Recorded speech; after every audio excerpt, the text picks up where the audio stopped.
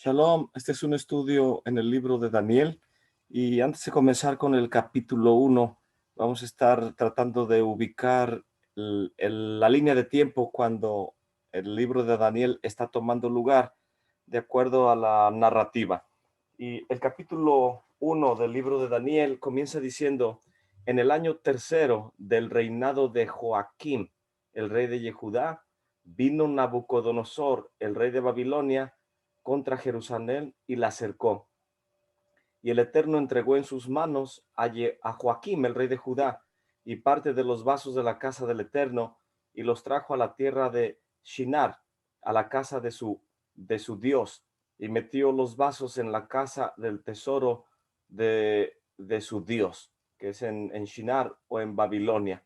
Pues aquí el libro de Daniel comienza dándonos en este caso la ubicación cronológica, que es el tercer año del reinado del rey de Judá, de nombre Joaquín.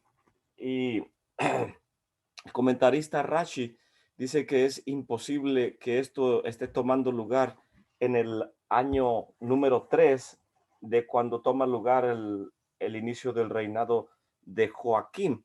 Entonces, para poder ubicar el reinado de Joaquín, tengo aquí una tabla cronológica que nos puede ayudar a ubicar ciertos eventos en cuanto al tiempo. Y antes de ubicar el reinado de Joaquín, quiero ilustrar un poco en lo que esta gráfica nos enseña. Y tengo en el color verde en la parte superior que desde el inicio del huerto del Edén hasta nuestro padre Abraham, que siempre lo utilizo como referencia porque nació en 1948, y 1948 es básicamente también cuando inició o cuando es instituido el Estado de Israel.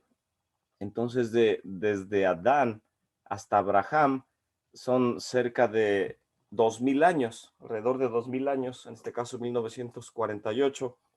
Y voy a poner una línea a lo que me estoy refiriendo desde la creación, que es aquí con Adán, hasta Abraham ben Terah, hijo de Terah, es cuando tiene lugar estos 2000 años que están en el color verde. Y después de ahí tenemos otros 2000 años que son desde Abraham hasta el nacimiento del Mesías, de Yeshua.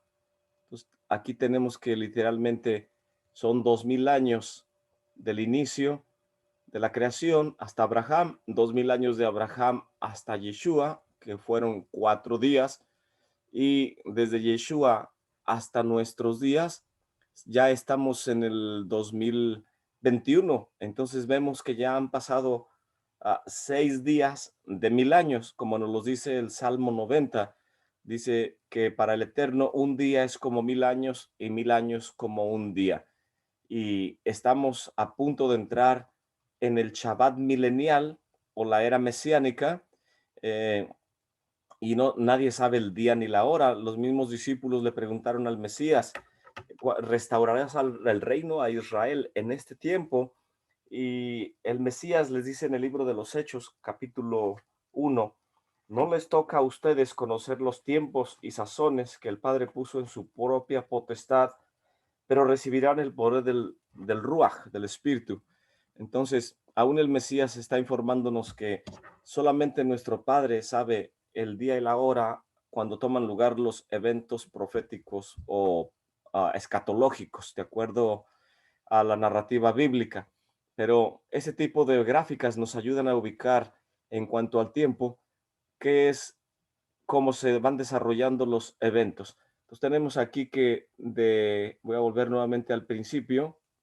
Bueno, abajo de la línea verde tenemos el tiempo de la Torá, la era de la Torá, que es básicamente desde el huerto del Edén hasta nuestro maestro Moshe.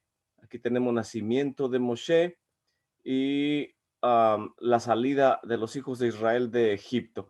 Sabemos que Moshe saca al pueblo, pero luego le entrega la estafeta a Yehoshua. Entonces tenemos, aquí está la muerte de Moshe en esta área. Y básicamente el tiempo de la Torá es esta línea de tiempo. desde el huerto del Edén hasta donde se termina el Pentateuco, los 5 libros o el Humash.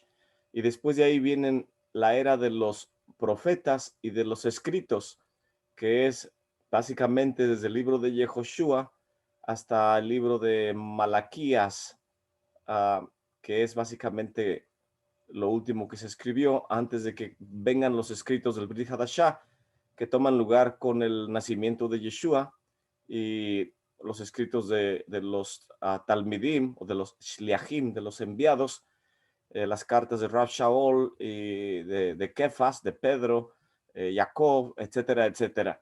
Entonces, aquí básicamente estamos ubicando los escritos de los profetas, los salmos, etcétera, el Brit Hadashah, el Nuevo Testamento, y después se entrelaza, vemos aquí el periodo de la Mishnah, que es unos años antes de Yeshua, aparentemente algunos 100 años, etcétera, y después viene el periodo del Talmud, que es del 219 de la era común hasta el 475.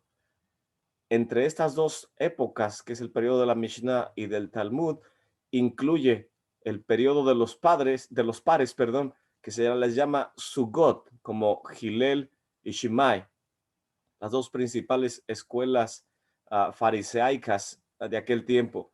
Y después de los pares viene la época de los Tanaim, los maestros de la Mishnah, que es desde el año 10 de la era común hasta el año 220 de la era común. Cuando termina la era de los Tanaim, vienen los Amoraim, los maestros del año 200 de la era común, 220 de la era común, hasta el año 500 de la era común. Y después vienen los Gaonim, 589 hasta el 1038, y ya es la época de los Rishonim, donde se incluye a Rashi, al Rambam y todos estos grandes pensadores de la comunidad judía. Y ahí en la parte inferior también tenemos en la gráfica el periodo cuando inicia el cristianismo. Aquí tenemos que en el año 110 comienzan ciertos concilios. En el 268 toma lugar el concilio de Antioquía, y en el 313 el edicto de Milán. Oficialmente el cristianismo es la religión del Imperio Romano. En el 375 el concilio de Nicea, el primer concilio de Constantinopla, de Constantino, 381, y el concilio de Calcedonia en el 451. Entonces, en el mundo occidental, el inicio de la religión, de acuerdo a cómo la desarrollan los padres de la iglesia, poniendo su óptica en los escritos del Brit Hadashah, es cuando toma lugar. Y más adelante puede la gente ir desarrollando todo lo que es los padres de la iglesia y la reforma de Lutero, cómo fue moviendo el cristianismo de Europa a Inglaterra, y de Inglaterra vinieron los cuaqueros, vinieron la iglesia anglicana, la metodista, y vino el primer grande avivamiento, segundo y tercer grande avivamiento, y de ahí surgieron todas las demás denominaciones que conocemos hoy en día como Testigos de Jehová, Mormones, Bautistas del Norte, Bautistas del Sur, los no denominacionales, Iglesias del Séptimo Día, etcétera. Pero todo eso va desarrollándose a partir del año 268 con el inicio de estos concilios, que comienza a ser el Imperio Romano para unificar la religión romana, o el imperio y la religión de Roma en medio de todo, valga la redundancia, del imperio, extendiendo, tratando de unificar una sola mente en Roma. Y es cuando Constantino se proclama el sumo pontífice. No solamente es uh, el líder del imperio romano, sino también es el líder religioso o el primer papa de la Iglesia Universal o de la Iglesia Católica. Entonces, vemos básicamente que el cristianismo forma una parte relativamente pequeña en relación a toda la historia del pueblo de Israel desde el huerto del Edén.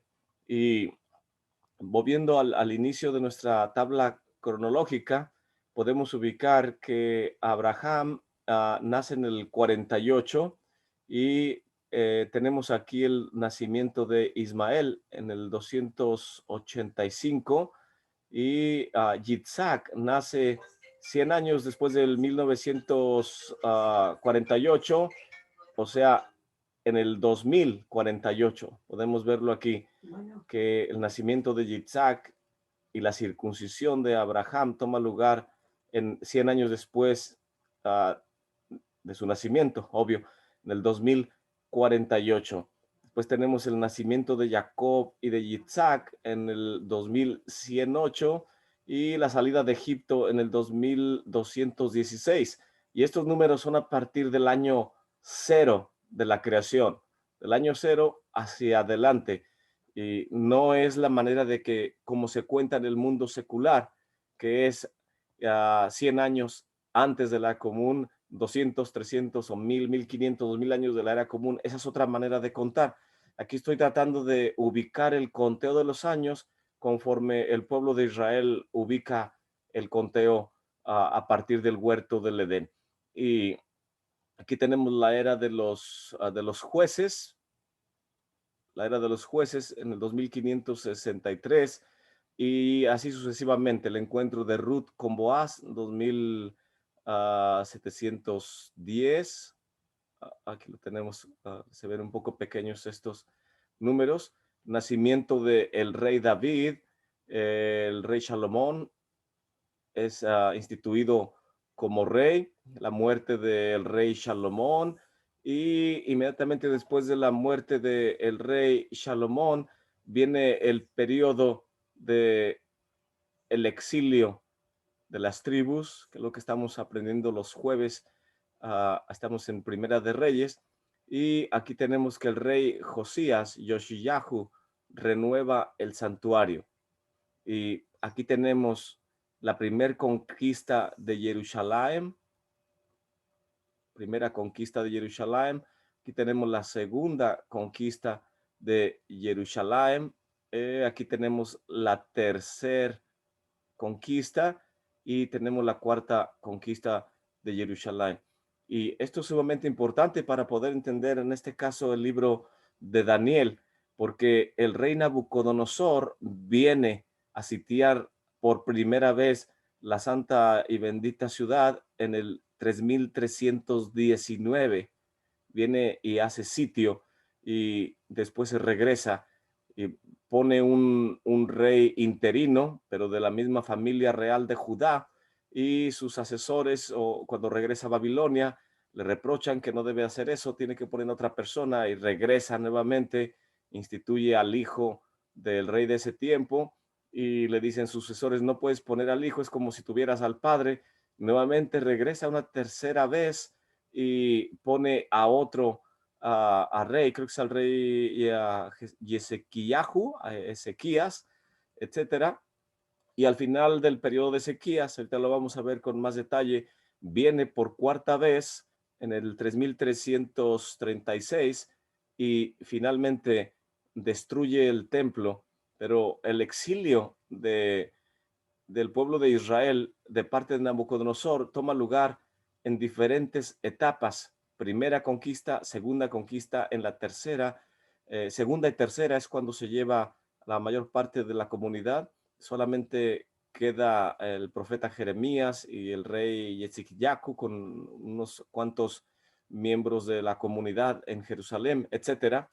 Y la importancia de conocer estas fechas cronológicamente es porque si contamos los 70 años como contó erróneamente Nabucodonosor o los hijos de Nabucodonosor, o contó, por ejemplo, Ahasverosh contó los 70 años que profetizó el Eterno por medio del profeta Jeremías. Aquí tenemos Jeremías, comienza su profecía. Entonces, Ahasverosh contó los 70 años de la profecía de Jeremías, pero los contó a partir de la tercera conquista de Jerusalén. Y vemos también que Daniel, cuando lee la escritura en la pared, en esa fiesta que están haciendo los babilonios, ellos están contando a partir de la primer conquista de Jerusalén.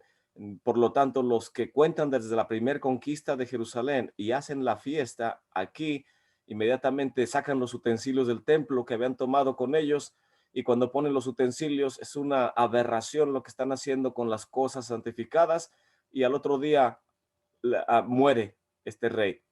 También el rey Ahasverosh hizo un banquete, y por causa de usar los utensilios, también más tarde vemos que viene el decreto de muerte contra él, porque contó erróneamente los 70 años, unos a partir de la primera, unos a partir de la tercera.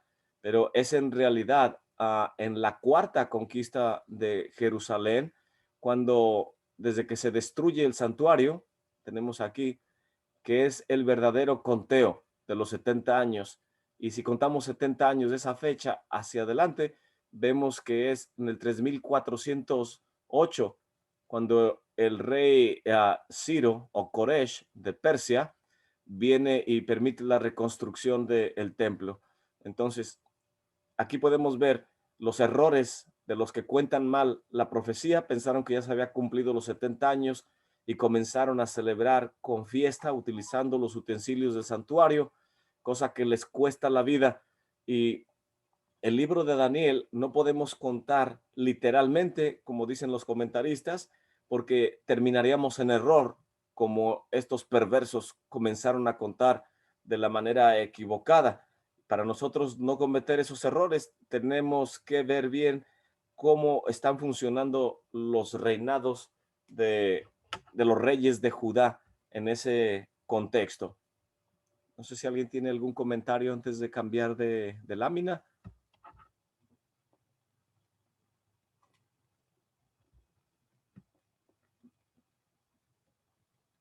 Voy a ir a esta lámina que podemos ver con un poco más de nitidez. Parece que tenemos un comentario en el chat. Ok, no hay preguntas. Baruch Hashem. Entonces aquí vemos el inicio de la creación de Adán en el año 1,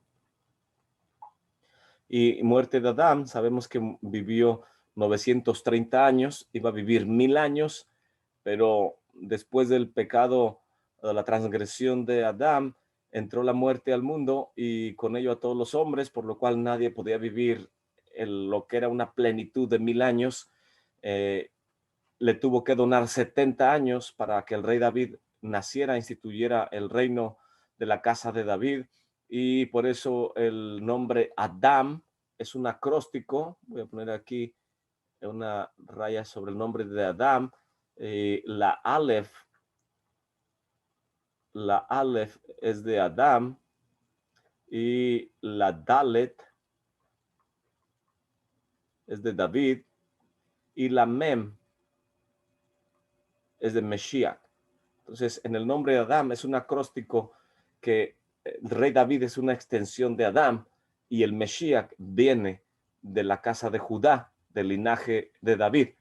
Y aquí podemos ver cuando nace Noah. Usted puede ubicar el diluvio, el grande diluvio que toma lugar en el 1656. El pacto entre las partes toma lugar en el 2018. Abraham nace en 1948, y 100 años después que el pacto entre las partes, el nacimiento de Yitzhak, 2048, aquí lo tengo, y la atadura de Isaac en el 2084, y luego viene el nacimiento de Jacob y de Esav en el 2108. Joseph nace en el 2199, y sucesivamente así vienen los diferentes tiempos. Aquí, por ejemplo, podemos ver el nacimiento de Moshe, la muerte de Moshe en el 2488, a partir de la creación, desde Adán. Entonces, 2448 con la muerte de Moshe, y cuando el pueblo de Israel sale de Egipto, 2448, era a 40 años en el desierto. Aquí incluye 2488, después de haber cruzado el desierto. Después de haber cruzado el desierto, podemos ir aprendiendo los diferentes tiempos, ir ubicando los eventos principales en el transcurso de la nación del pueblo de Israel. Tenemos el nacimiento el rey David, 2854, Salomón, muerte de Salomón, el exilio de las tribus, y aquí viene el periodo de los diferentes reyes de la casa de Judá. Esta básicamente es la gráfica inicial que estaba tratando de explicar en forma general el contexto de las eras y los diferentes tiempos. Y ahora voy a dejar de compartir esta gráfica. Voy a tratar de compartir una hoja que tengo, la gráfica en Excel. En esta gráfica voy a tratar de ubicar. Aquí tenemos en la gráfica la parte inferior que la profecía de Jeremías comienza en el 3298. No me va a dejar aquí escribir, pero aquí tenemos el 3298. Y en la parte inferior podemos aquí ver que el rey Manashe comienza a reinar y reina por 55 años. Después de Manashe viene Yoshiyahu, el rey Josías, y en el 3285, y él reina por 31 años. Y el rey Yoshiyahu esconde el arca en el 3316. Entonces, en años judíos tenemos aquí desde el 3285, voy a buscar en la parte superior, 3288, 3285. Después del exilio de las tribus, que es en el 3187 hasta 1205, y justo antes de que inicie la profecía de Jeremías. Entonces, en 3285 podemos en la parte inferior, que del 3385 hasta el 3300, 86, 87, 88, 89, 90, 91, hasta el 3300, y de aquí del 3300 al 3310, y básicamente tenemos que Jeremías profetiza por 18 años en el periodo del rey Yoshiyahu.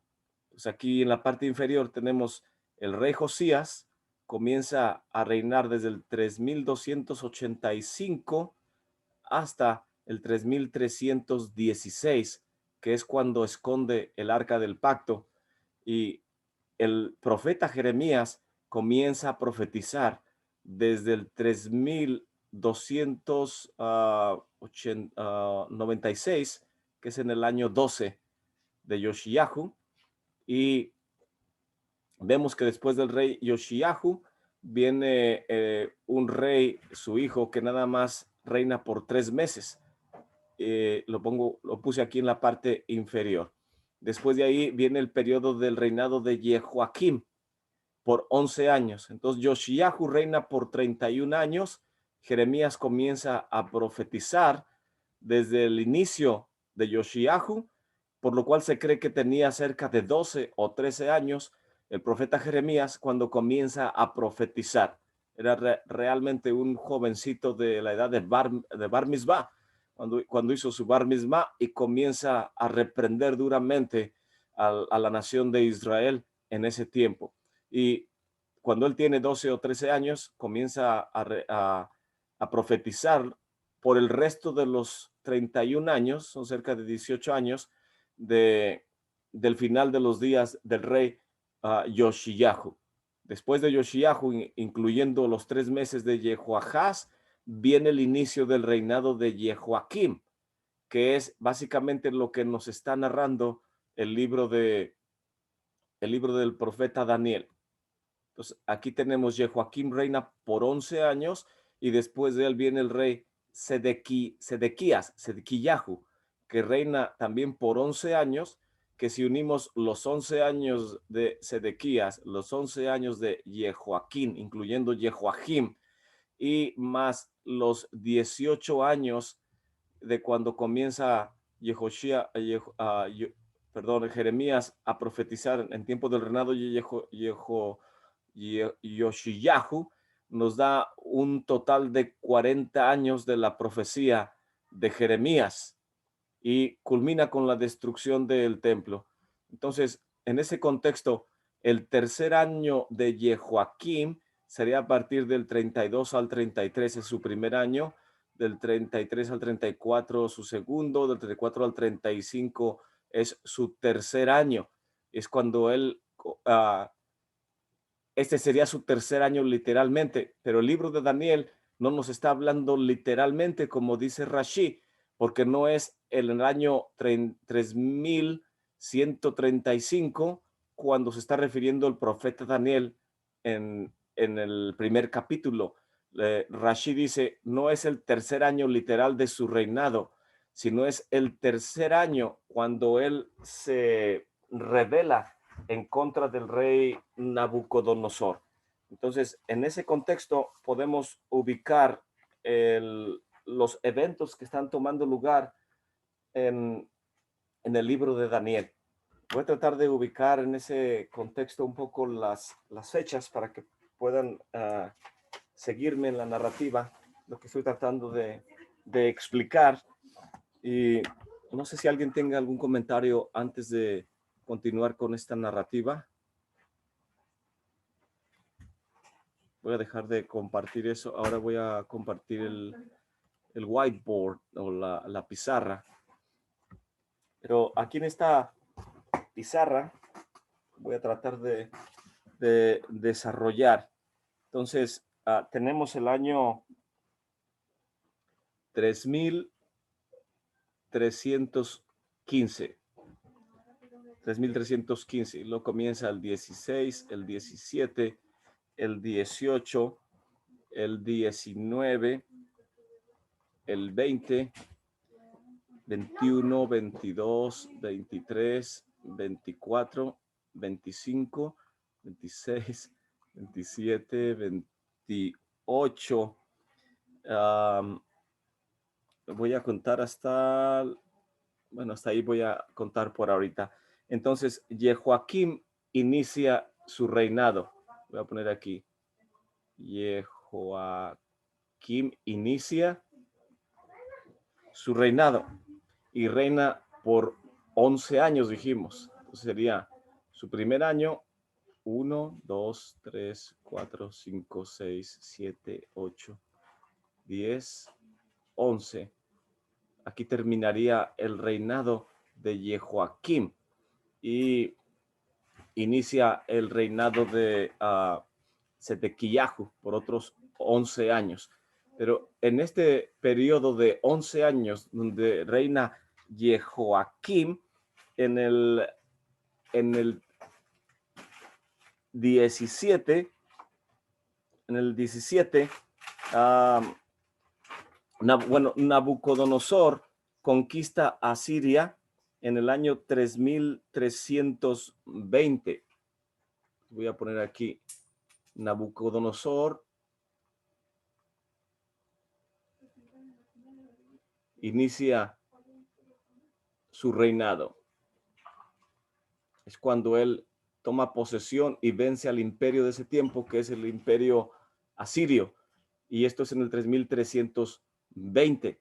Y en el siguiente año viene en contra de Jerusalén.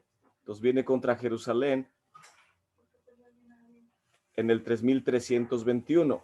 Y esta es la primera campaña que hace Nabucodonosor en contra de Jerusalén. Y vemos que literalmente el tercer año del rey Jehoaquim es en el 18, si lo ubicáramos literalmente. Pero Rashi dice, no puede ser en ese tiempo porque Nabucodonosor no es rey en el tercer año de Jehoaquim. Por lo tanto, no es el tercer año del inicio de su reinado, sino es el tercer año de su rebelión en contra de Nabucodonosor. Entonces, Nabucodonosor se instaura como rey en el 20, pero en realidad viene contra Israel en el 21. Y cuando viene contra Israel, se rebela Jehoiakim, obvio, contra el poder que viene a invadir. Y podemos ver aquí que desde el 21, que es el segundo, el 21 es el segundo año de Nabucodonosor. Este es el 20 es su primer año como rey. Su segundo año como rey, que es en el 21, viene en contra del pueblo de Israel. Y en el tercer año se revela Jehoiakim. Entonces viene aquí Nabucodonosor 1, 2, y en el tercer año de la rebelión de Jehoiakim, que es en el 3323, es cuando él se revela en contra de Nabucodonosor. Y Nabucodonosor entonces viene y quiere calmar la rebelión de él, y entonces pone en su segunda conquista en Jerusalén, que es básicamente 3 años después, en el 25. Entonces esta sería la segunda.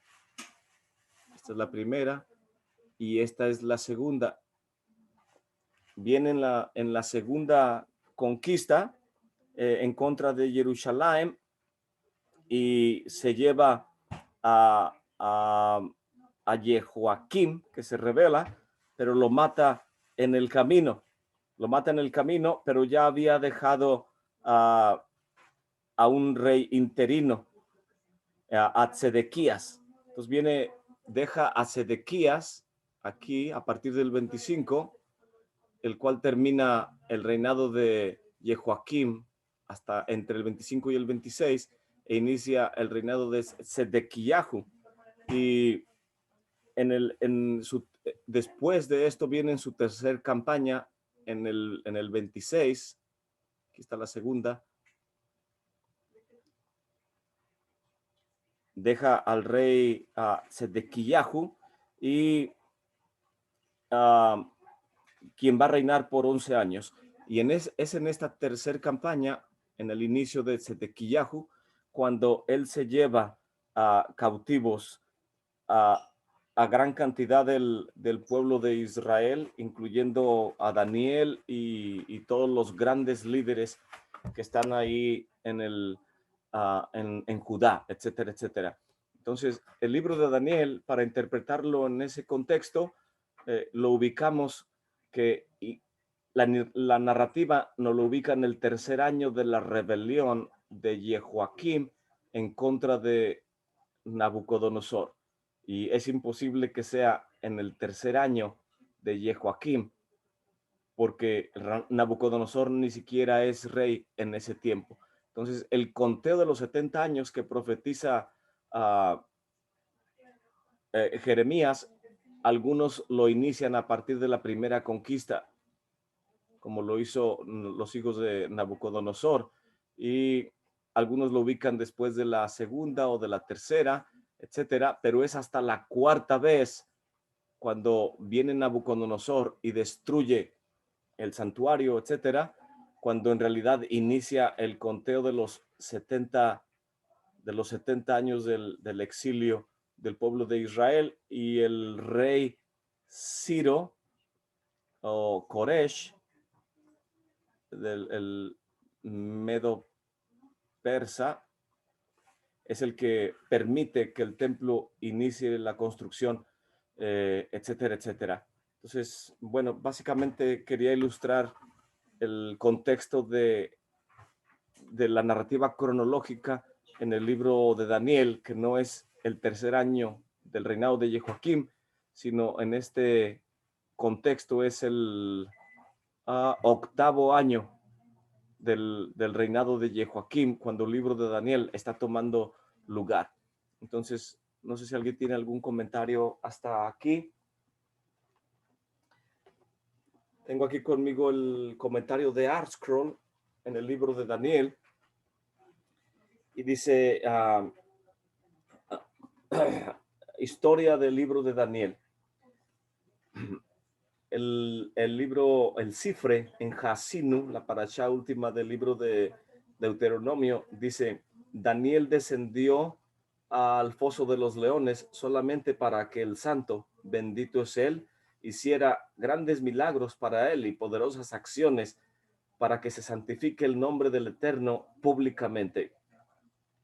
Y otro comentario en el tratado Sanedrín del Talmud 92, folio B, los rabinos enseñaron que en el momento cuando Nabucodonosor puso a Hananí, Misael y Azaría en el horno de fuego, el santo, bendito es él, le instruyó a Ezequiel: ve y resucita a los muertos en el valle de Dura.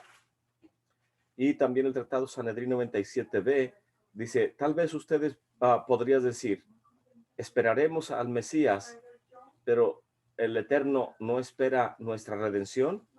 La escritura nos enseña en Isaías 30:18, por lo tanto, el Eterno espera mostrarte favor, tanto con el Mesías como con la redención. En este contexto, el respaldo histórico del libro de Daniel, dice el comentario: los años en que comenzó a declinar el reino de Judá fueron turbulentos y sangrientos. Marcan el fin de un glorioso periodo que había iniciado, con el cruce del río Jordán hacia las tierras de Israel, y alcanza su cenit con el reinado de David y Salomón. El declinar lleva a la tragedia de la destrucción del templo y el exilio del pueblo de Israel hacia Babilonia. Ahí se comienza a poner el fundamento del nacimiento de la grandeza nacional del pueblo judío en el exilio. Y fue un joven que había crecido en el ministerio real y en la academia de Nabucodonosor quien es el enfoque principal de este libro. Su nombre es Daniel. Y luego viene otro párrafo, dice: el legado de Manashe. El notoriamente perverso Manashe, quien reinó desde el 3328 hasta el 3283, junto con su hijo Amón, quien reinó del 3283 hasta el 3285, nos lleva a esta culminación del decreto del Eterno, en el cual se emite que Israel va a sufrir en el exilio, porque el templo había sido robado de su santidad a través de los pecados del pueblo, que no respetaban los decretos del Eterno. Y también Manashe había implantado, y Amón lo apoyó, el sembrar las semillas de idolatría y rebelión en contra del Eterno. Y todas estas perversiones espirituales que hicieron que Manashe en su reinado terminara con la más pequeña, la última fibra de santidad que había en el destino de la gente, y no podían más evitar el exilio y el sufrimiento que les había dicho el Eterno a través de sus profetas que vendrían en Segunda de Reyes 21:10 al 15 y 23 al 26.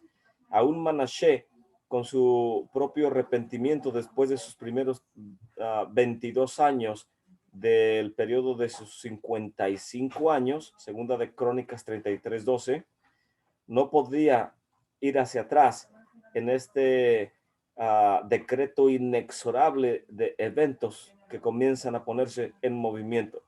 La corrupción ya estaba muy profundamente arraigada en el pueblo. En este periodo de gobierno de 2 años de Manashe, del hijo de Manashe, que es Amón, se engrandeció la blasfemia y la perversidad aún más que la que su propio padre había hecho. Esto lo dice el Tratado Sanedrín 103b. Manashe, con toda su maldad, había levantado has been raised in the righteous ways. Manashe, con toda su maldad, pudo haber sido superior en los caminos de su padre Ezequías, quien vivió del 3199 al 3228. Pero Amón había crecido solamente guiado por Manashe y se había pervertido. Es verdad, que los pecados de la generación y los líderes son medidos de acuerdo a los estándares apropiados a la manera en cómo se santifica el pueblo y cómo sirve al Eterno, y de acuerdo con las palabras de los profetas. Y se esperaba de ellos una estatura espiritual superior, cosa que no lograron ellos estar a esa estatura. Aún así, la escritura habla de todo el mal y todos los términos que vinieron contra el pueblo en Segunda de Reyes 21, 10 al 15, y que causó que la Shekinah fuera saliendo del templo y finalmente de la tierra de Israel. La esperanza, sin embargo, brillaba en el último periodo de esta oscuridad. Amón, el hijo de Amón, el rey Yoshiyahu, Josías, quien reinó o vivió desde el 3285 hasta el 3316, fue verdaderamente un grande, fue un noble de la casa de David. Él, dice el libro de comentario de Lamentaciones, Rabá, en el capítulo 4:1, era como una decoración de oro, como si fuera de piedras preciosas y de perlas, de cuánto brillaba la personalidad de Yoshiyahu. Yoshiyahu limpió la tierra de ídolos y puso toda su energía y todo su celo para traer al pueblo en amor al Padre, a nuestro Padre que está en el cielo. Segunda de Reyes 23, del 3 al 20. Pero aunque ellos siguieron su guianza en las calles y en los montes y en las azoteas, etcétera, sus corazones y sus casas aún seguían haciendo en secreto las abominaciones que aprendieron de Manashe y de Amón. Finalmente, el rey Yoshiyahu fue muerto en batalla peleando contra Egipto, Segunda de Reyes 23-29, y esta última esperanza se acabó y la tierra comenzó un periodo de 22 años de constante tragedia después de la muerte del rey Josías o Yoshiyahu. Entonces, aquí podemos ver que en tiempo de Yoshiyahu él era justo, pero el pueblo era perverso. Y inversamente también, cuando el rey era perverso, había pueblo que era justo, pero el Eterno está tratando de sacar lo mejor